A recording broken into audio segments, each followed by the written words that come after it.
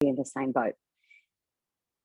And so because I came from that sporting background, I understood performance. And so I just kept at it and I kept at it. And that what was, I guess, originally something that I was really embarrassed about and thought was a real, you know, something, just something to be really embarrassed about, is now become my superpower. So I think I'm really good at learning because I understand people who struggle with learning. And I have an incredible amount of empathy for those people. And that's who I train. That's who I target, because the people above that, they're much easier to deal with. If people can read and write and they've got great literacy, you know, you don't have those challenges.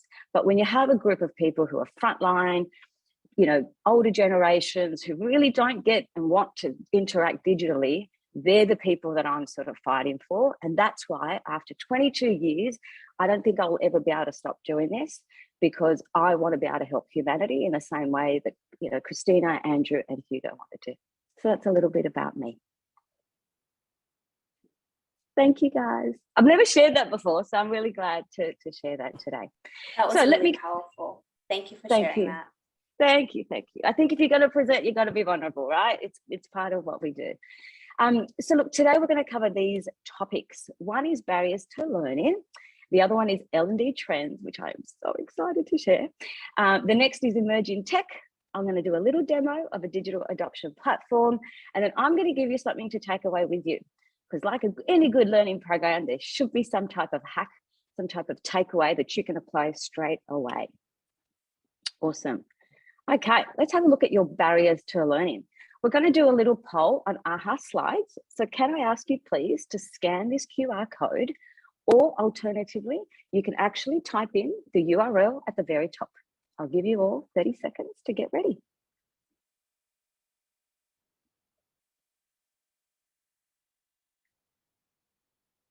Give me a thumbs up when you are ready, and then that lets me know we're good to go.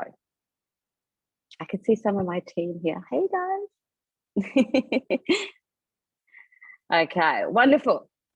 Ready to rock and roll, everyone? Let's do it. Okay, wonderful. Let me just double check that screen share. I don't like that. There we go. Okay. All righty. Beautiful. Question one. Some of you have already kicked off. Let's do it. What is the primary barrier to learning in your organization? We know time, busyness is a big one. Is there anything else that you can share with us? Budget, leadership, motivation, 100%. I get that one.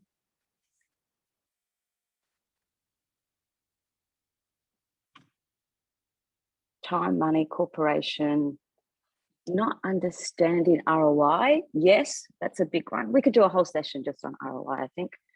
Reluctance to change, so resistance, fear, set in their ways. Yes, absolutely. Value proposition. Oh.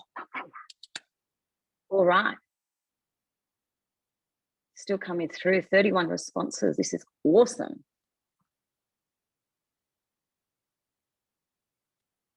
Now, the reason I ask you for these barriers is so that I can get a really good understanding of your world. And then as we go through today's presentation, I'll address some of these.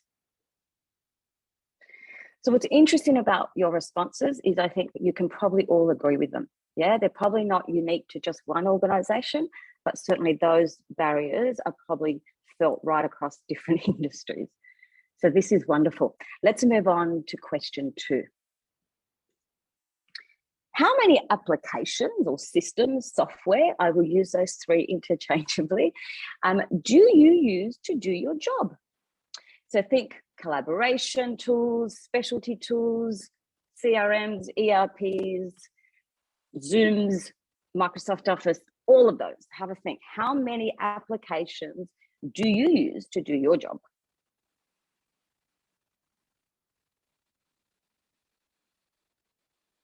Okay. So the average is between 6 to 10 so far. We've got a few people at 21 plus.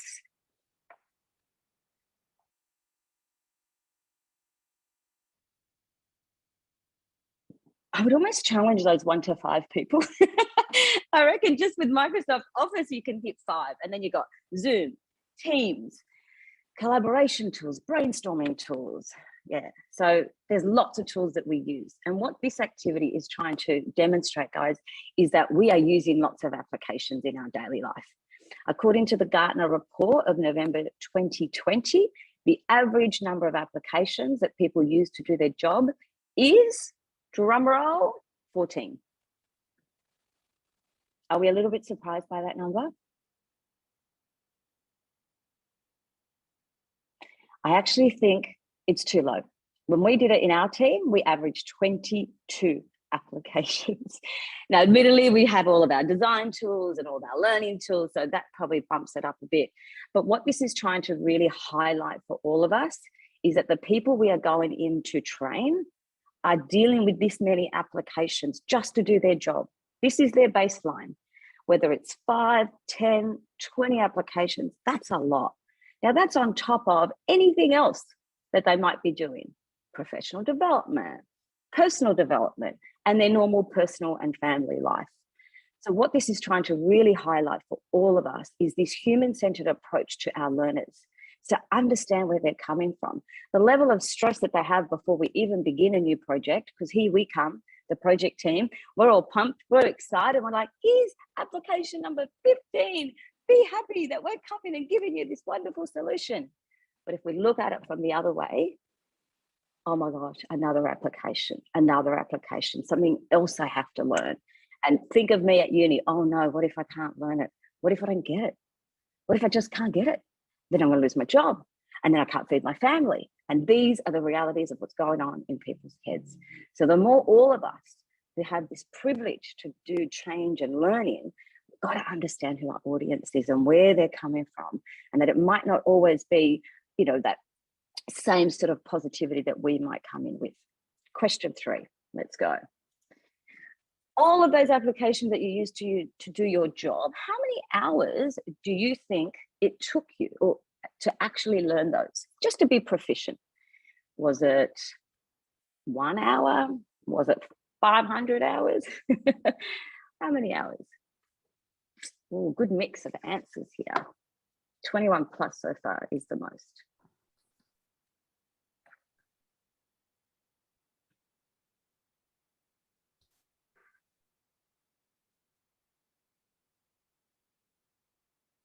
This is to highlight just how much time it takes to learn. In my last project that I did with Macquarie, we literally gave people between 25 to 40 hours of learning to do.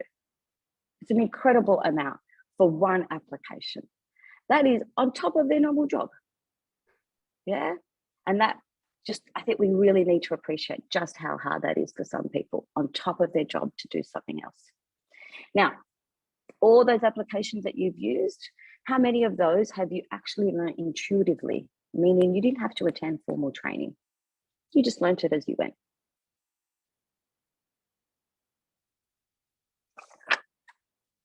%, 25%.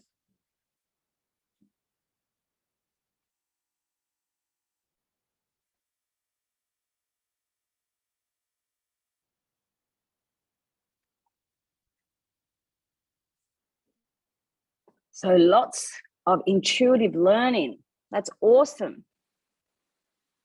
Again, this is what I'm trying to highlight, is why does everything have to be formal learning? Yeah. Nobody taught us how to use social media. We just figured it out. Nobody taught children who are only a couple of years old how to use an iPad. They just figured it out. And so I want us to broaden how we look at learning to be formal, informal, intuitive, formal, non-intuitive, so that we can just look at it with a much broader point of view.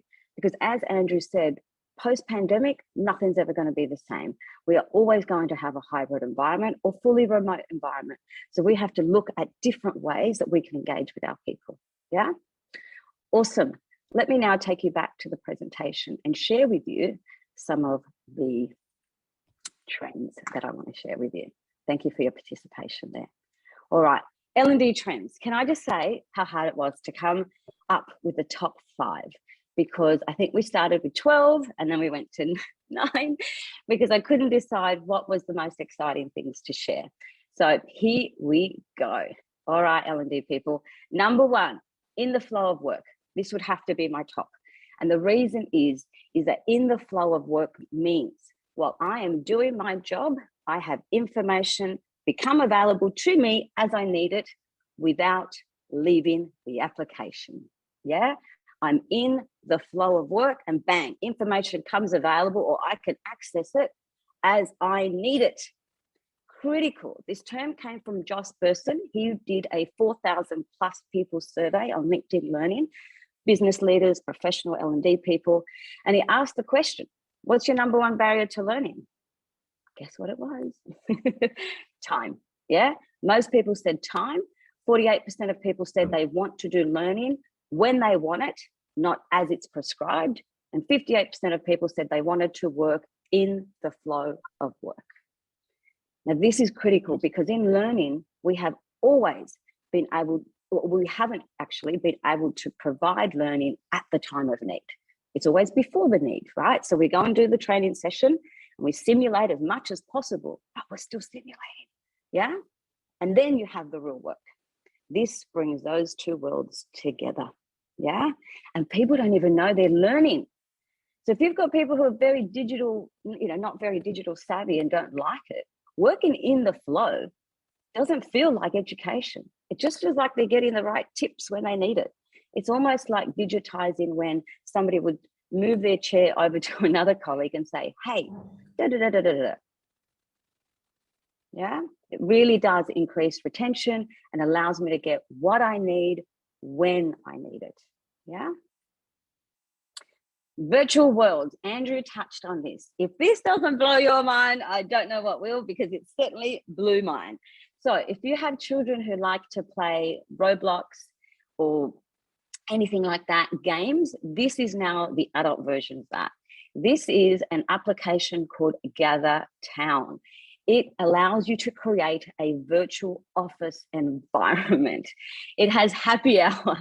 It has separate meeting rooms and collaboration rooms where you can actually see each other, and you can use whiteboards and all types of things that you would normally do and experience in the real world. Yeah. And for those of you, this isn't going to be for everybody, right? But for those of you who have really digital savvy organizations, I mean, I would recommend this to a Canva or an Employment Hero, somebody who's got, a really tech savvy audience. They would love this. And especially for a global audience who may not be able to interact face to face. Number 3 is data and analytics. Never did I think I would be into data analytics, but now with so much technology, we can capture learning gaps in real time. Let me say that again, people, in real time. Again, training needs analysis are not in real time. We're asking people beforehand and then we're delivering it, because that's the best we could do. But now we have data that says, hey, people are clicking on this keystroke, or they're doing this keystroke transaction incorrectly, and we're doing it over and over again. And the data tells me that, because it says people are visiting. So instead of me going, oh, I wonder what the gap is, I now have data that can inform me of both gaps and future learning opportunities.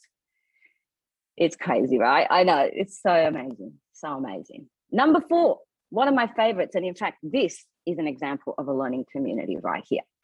This is not a new concept by any means. However, it has now become, I think, front and center in order to make a more human-centered approach to learning, because people need, it's a desperate need to connect and to share, yeah? And so to do this online, we can really have lots of different channels set up. But I think peer-to-peer learning is the most powerful when we provide people the opportunity to share, to collaborate, and to problem solve. It doesn't have to be online. I think these are great to do if you have a stand-up, or if you have team meetings, your stakeholders are meeting with their people, you take 10 minutes to have a little bit of a collective share with everybody. And it's so powerful now, because as a learning person, if I want to create this as part of my strategy, it doesn't take a lot of effort, right? It doesn't take a lot of effort, but it's very powerful. And what you can do, let's say you set up a Teams chat, and you say, hey guys, put all your ideas in there, share, collaborate, etc. As a learning person, you've now got a list of content from your audience that you didn't have to create, that you could grab and reuse again and repurpose in different pieces of content. So suddenly you go from you as a learning person having to get all the content, organize it, design it, do all of that. This is a great activity that requires little effort from your part, but is powerful from a learner's perspective. And it really is encouraging everybody to take responsibility for learning, not just L&D, but everybody within the organization. And so then our roles become more of a custodian of learning, and we facilitate and really business partner with our organizations. Yeah, so we filter out the learning because we can't do it all. Yeah, and that will help with you and busyness in particular. And the last one that I want to share with you is, again, I say they're all my favorites, but this is my favorite. This is something I kind of put together myself, looking at different types of models. And I call this human-centered approach to learning. To me, a human-centered approach to learning takes into account 3 key considerations. 1, business needs, and not what do you want in terms of content. Yeah, I want to elevate that discussion to be performance orientated. Again, if we think of an athlete, right? An athlete is not judged on the theory of basketball that they have or how much they know about the history of basketball. It is about their performance under pressure, in different scenarios, working with other people and being able to perform in that environment. That is what I mean by performance criteria. And so what we can do to make learning much more human-centered is to have those conversations with our stakeholders, ask those questions, challenge. Why does it have to be done that way? I've had many discussions with people who said remote learning would never work in our organization because we're a law firm or we're a bank or we're this. Well, guess what? You can, and you have. And the pandemic has shown us that it is possible, 100%. But our job is to make sure we pick the right technology and the right methodologies and approaches so that it fits the purpose. Yeah. So business needs performance, performance, performance. What do you need your people to do? How well do you need them to do it? And what environment do you need them to do it in? Number 2 is then learner needs, which I'm sure we're all really familiar with, right? What are your preferences? I don't say styles to learners because that's a real L&D term. When I talk to learners, I say, how do you like to learn? What's your preference? It keeps it very broad and open. And people say things like, I like to learn on my mobile. I like to learn while I'm having lunch. It's very different from me asking them specifically, what's your style of learning? Yeah. And what I often like to ask for learners, what do you prefer and what do you not prefer? And they can tell you that easily. And so what I do is group those roles into different groups. So you might have 10 roles in one group that are all similar, skills, knowledge, and business performance, and so forth. So you end up having groups of learners now based on roles. And so we take all of that mixed in, and then we literally look at it and go, what can we do from an L&D perspective? What are our capabilities? How many staff do we have? What resources do we have? And then we pick a solution only after. Yeah. So when we put it all together, what we're trying to do is determine role-based learning journeys that build, somebody's got their sound on. I can ask you to please turn that off. That'd be great. So what we want to do is build role-based learning journeys that build that capability to perform over time. Yeah. There's nothing worse for me when I see 10 micro-learning courses being given to somebody to do in a day. Yeah, we know from neuroscience that we need spacing between learning events. Yeah, so this is why I encourage you to look at journeys, capability over time. It's just how humans learn. We cannot learn from a single event. This is why I hate participation evaluation forms, because it's just an event. And nobody learns in an event, we learn over time. And I'm sure you all know that, but we've got to tell our stakeholders that. They're not education experts. All of us can do that though, yeah? I might just pause there, and I know there's lots of questions coming through the chat just to see if that's anything that we want to address now, Andrew. Just lots of amazing comments. So Oh, really, good. thank you for the participation, and keep the comments coming, guys. Excellent. Any questions? Anything to address now? If not, I'll keep on going. So that is my top 5. But like I said, we could have easily done a top 20. Awesome. Okay, let's now move on. Okay, so let me now put it all together for you. I've only covered some L&D trends, but here are some others. And then at the top of this slide, you see I've got all these different learning activities. And what I really want to encourage you all to do is that broad view, right? What learning activities can we do that are online, offline, formal, informal, and have a really good mix that we can then plot onto a learning journey? And then we can look at the trends and go, well, which ones can we do with the resources that we have? Because learning can happen in many different forms, but often in an organization, we focus on formal. But as we all know, informal is the most powerful. Informal is the most hard to capture. And informal, I feel, is where we need to go. Awesome. Thanks, guys. Okay, emerging technologies. Get ready. Learning Experience Platform, LXP. Here are some brands. And I have been lucky enough to do this to 2 banks, implemented this in 2 banks, Macquarie and Westpac. And I tell you, it is life-changing. It is basically an LMS on steroids, because I think some of you had questions around what do we do with LMSs and what technologies come in the next 5 years. This is here right now. So learning experience platforms, think of Netflix for learning. Yeah, I've got customized learning journeys, social learning, gamification, assessment, everything in one. And this is what it kind of looks like. So it's very Netflixy-like, and I can then get it on my mobile. And you'll see here, I've got activity, I've got gamification, I've got, assessments. And so you've got all the benefits of your traditional LMS, but with social learning, gamification, and role-based learning journeys. So that makes your life easier as a learning person, because you don't have to worry about going, oh, which one do they have to do? And the beauty of LXPs is that it can accept any format. So I can have SCORM file, PDF, PowerPoint in my learning journey. It doesn't just have to be a SCORM file. Number 2, my favorite, digital adoption platforms, or DAP. These are some brands of digital adoption platforms. A digital adoption platform is, imagine a GPS that sits on top of software, and it allows me to create content that literally sits above. So as my user is doing stuff, bang, I can create content. Then they're over here, bang, I can provide them a little guide. Bang, I can provide them a video. So I'm in the flow of work using my system, and the DAP sits on top.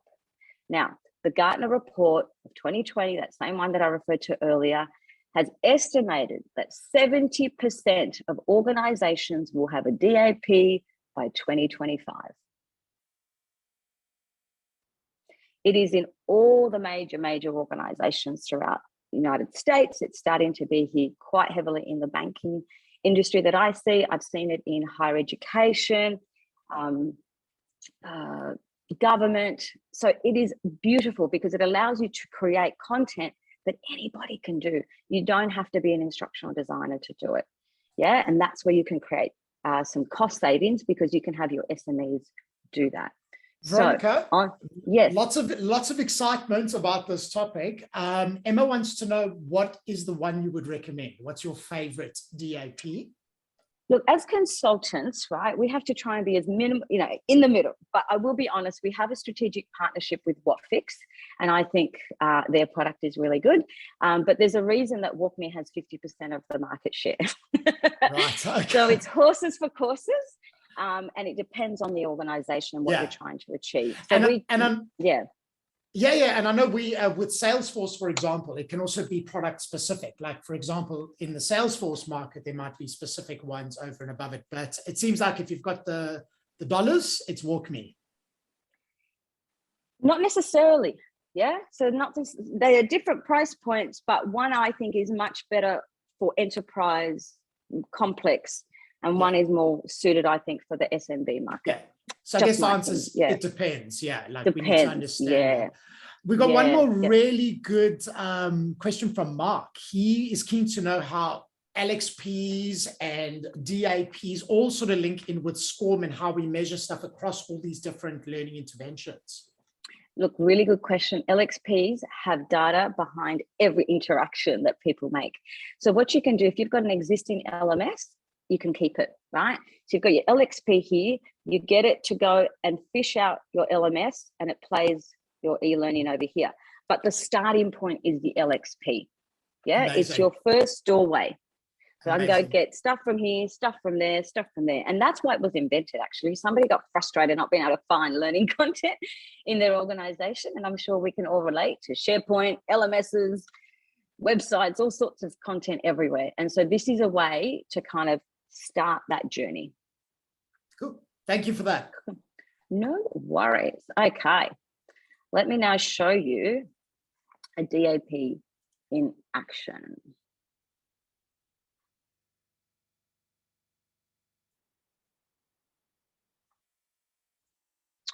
Alrighty, so this is Trello. For those of you who are familiar with Trello, or not familiar, sorry, with Trello, it's an agile board that we use for project management. So the DAP is sitting on top of the Trello. So what I've done is started with a little pop-up.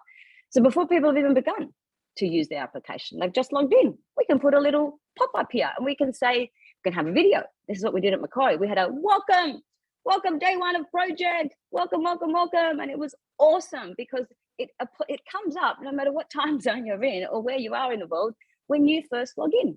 So it's a great first experience, and then it can go away and you won't see it again. Yeah. Or in the example that I'm showing you now, I've actually put a survey link. And have you noticed I'm actually still in the application? I'm in the flow of work. And here I am doing a little survey. I'm collecting data as part of my first interaction. I go, great, awesome. So now you'll see I've got a little self-help over here. That's my DAP. And here I can search any type of content. It'll go and find my OneDrive, my SharePoint info, my LMS info, anything and everywhere, yeah? And some of it will play in the app, some will be out. But let's start by showing you that you can go externally. I can come in here and do a flow. So this is probably what you've experienced and not known was a digital adoption platform. It's often used to provide a guided tour. I think that is only the beginning. There is far more powerful ways to use it, but it's a great introduction to navigation, yeah? But what it can also do is validate inputs. So let's say I'm using my application and I'm like entering this field that's incorrect, it will tell me. Yeah, we can set it up to do that. So in this case, I'll demonstrate adding a new card. So it says, click on a card. I'll click on a card. Then it says, type in communication.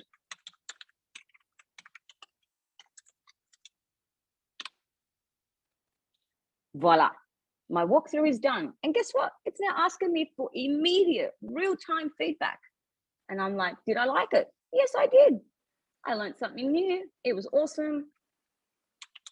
Blah, blah, blah, blah.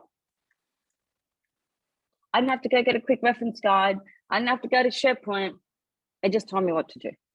And if I'm a new starter and I don't know what to do because I'm brand new, as a manager, I can create this little task list that you see on the bottom left-hand corner. And that are all the different activities that I need to do. So I can read some text. I can do an external link.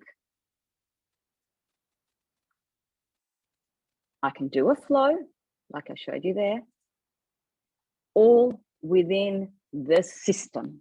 Yeah, this is just a little taste. You can do beacons that will literally flash and flash on the system. Until people click on it, it's not going to stop flashing. And what's that useful for? New features, things to be mindful of. We used it with Macquarie. We implemented a new accounting system. And so ledger sets were very complex. So we would have it on the ledger set selection piece. So before people would make a mistake, before people would choose the wrong option from the drop-down list, bang, little beacon that says, hey guys, if you're doing ANZ accounts, do this. If you're doing blah, blah accounts, do this. So it reduces the errors, it reduces support tickets, yeah, increases engagement, and certainly makes your job of trying to share information about how to use an application so much easier. So on that note, let me pause because I'm sure you have questions. Andrew? Oh, I've been batting the questions in a good way. So we've had such great questions. A lot of it was answered. Group, any questions we haven't covered at the moment you'd like to pop in the chat quickly? This was What Fix, by the way. Walk me, What Fix? All these different names. Yes. So Divya says, from a change tech adoption and engagement perspective, WorkMe Workstation, the desktop app is really useful. Have you used the desktop app, Veronica, for WalkMe or What Fix? The desktop what, sorry? The desktop app for WhatMe or What Fix. So this is the desktop app that you're seeing now. So Fabulous. It's exactly the same on mobile. So you'll be able to do it on both. Yeah. So a lot of these tools are similar, right? Yeah, look, absolutely they are. Absolutely they are. Yeah. We know some organizations that have a digital adoption now on every single application in their organization. Amazing. Cool. Just like work, Outlook, etc. Yeah. Excellent. And it looks like we've got Divya and Darian, who are in our Space for Change community. They've had quite a lot of experience. I know Divya does this in Nestle, and she uses digital adoption platforms. And Darian in America, he's been using this in Salesforce, and he promises he doesn't work for Salesforce or WorkMe. So it's really nice to hear end user feedback and implementer feedback here. So thanks for sharing, guys. Thank you so much. Awesome. So what I've just demonstrated to you was the self-help menu, so that interactive in-app guide. I showed you the task list, which is so great because as people complete that task list, the manager gets a notification. It's so awesome. You get your smart tips and your pop-ups. You can do your video, your survey, and then your beacon, which is that alert. Yeah, so definitely keeps it interesting. Samantha's got a quick one. Sorry to interrupt. Sure. No, go for it. Samantha says she loves this. And how do you address the investment question with a business? And this has come up in a previous Space for Change. Like, how do you sell in this value to the people who hold the purse strings in the organization? We do a cost benefit analysis. Yeah. How much is it going to cost you to train people versus how much it's going to cost you to train them using DAP? And I promise you, your ROI will go through the roof in no time through a DAP. I'm so glad much you more said cost that. effective. I mean, that's what we include in any time we build capability in change. It's always about linking it back to a return on investment, operational metrics, and behavior change. So I'm so glad you said that. Thank you. Something very close to my heart as an ex-accountant. and also because we were talking performance criteria, right? Not skill, knowledge, content.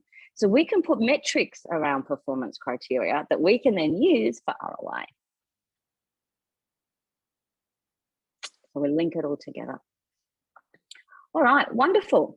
Let me now leave you with how we design learning journeys, a little template that you can use as you like. I know a lot of you are change managers who also are learning managers and have little time to put strategies together. So this is just an example we made up of a role-based learning journey that includes online, offline, and is a great sort of high-level plan before you get into it that you could use to communicate with your stakeholders as to what the entire learning mix looks like and what that learning journey over time looks like. And you'll see the dates and the schedule provides the time.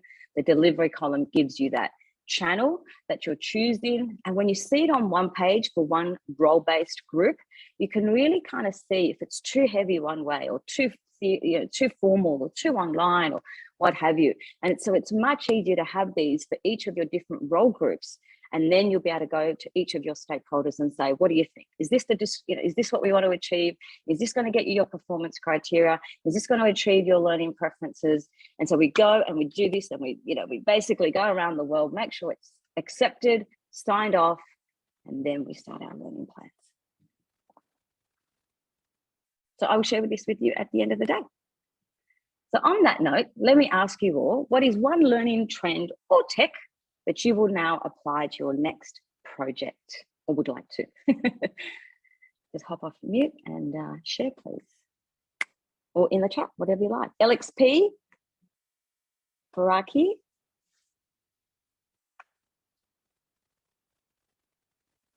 Yes, there is. It's absolutely for small business.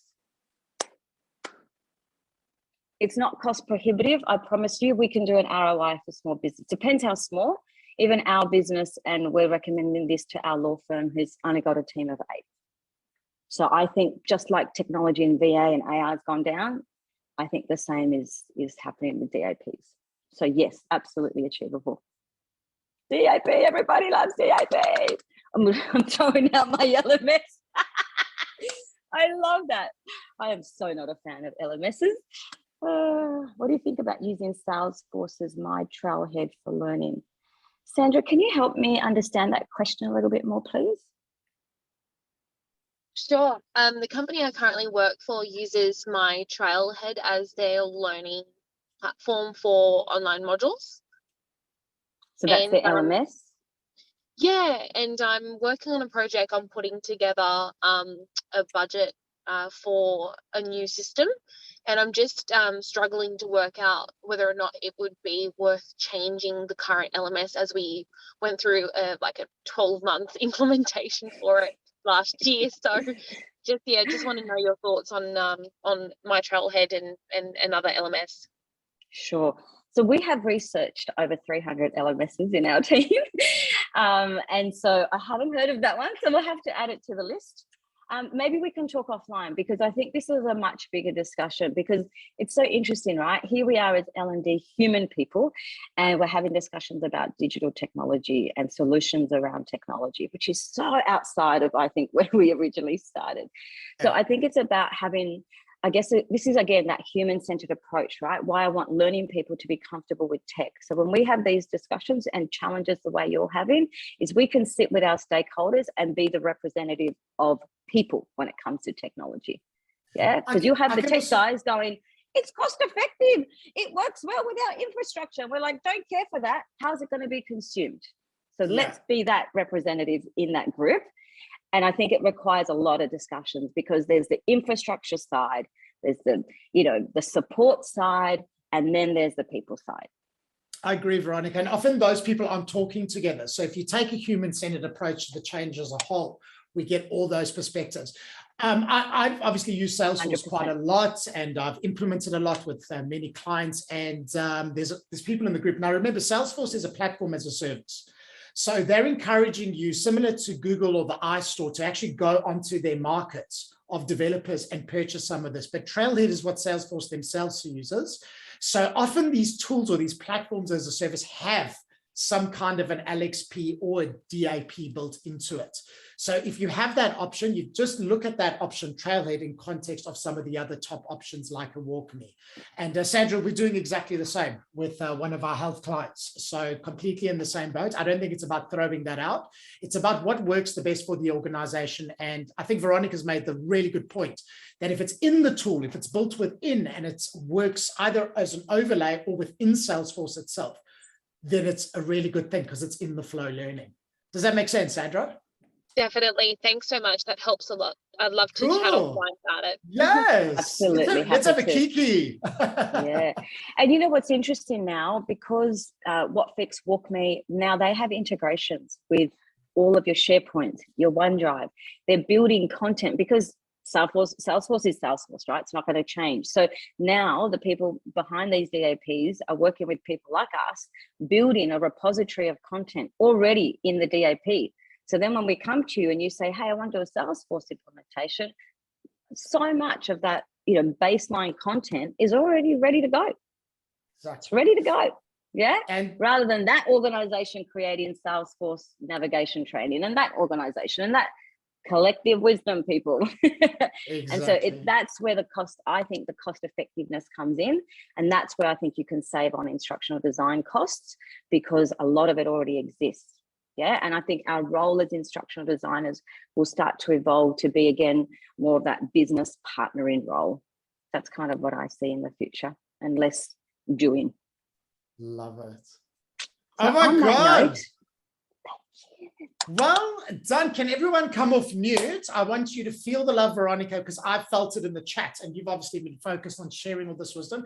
Everyone come off mute. Round of applause. Of learning. Well done. Thank you so much. So before we go, big thank you to obviously Veronica and Christina and all of you for showing up today and doing your thing. Can everyone see my screen? Yes. Awesome. So number one, Hugo we love feedback. So we're going to email you a feedback form, and Hugo's going to pop that in the chat as well. Why that's important is because we want to know what topics. Firstly, we want to know how we can take this to the next level in 2022, and we love feedback as change in noughts. But secondly, we want to know what topics you're interested in. What challenges are you doing? So we can go out and find the right people in our community and beyond to bring all the juicy learning and create that learning. Secondly, stay in touch with us. Add us all on LinkedIn. Feel free to message us, but also make sure you join the Space for Change group on LinkedIn. It is the group to be on LinkedIn. We have a lot of engagement. We share in there, but most importantly, we also show you how and when we have polls to vote on our monthly topics. And we also keep you posted on our monthly Space for Change event. So if you found this fascinating, thanks, Jay, and you enjoyed this, feel free to take a look at that. And we will also be sharing the archives and this video once it's uploaded. I did push record a little late, so sorry about that. That was my bad. But we got all the juicy stuff in there. So join the LinkedIn group. We'll share all that kind of stuff, and make sure you give us your feedback so we can start planning for 2022. So folks, with that said, thank you very much for joining us very early or in the afternoon if you're in the US or wherever in the world you are. And this is our final Space for Change for 2021. And we look forward to seeing you all in 2022. So have a sensational festive season, and lots of love from the Earth to Mars team and from Space for Change. We will see you later.